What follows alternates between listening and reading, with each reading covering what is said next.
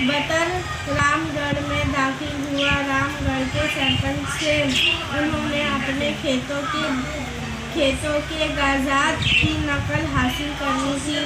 दफ्तर में सरपंच उन्हें का इंतजार कर रहे थे।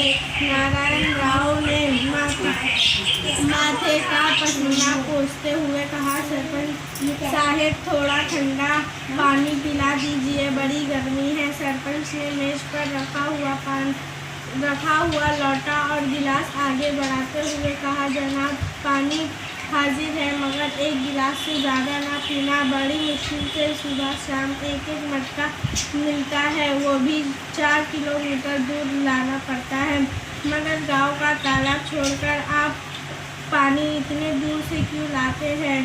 जी जनाब, क्या बताइए, तालाब तो गांव वालों के लिए एक मुसीबत बन गई है। वो कैसा? नारायण राव ने हैरत से पूछा।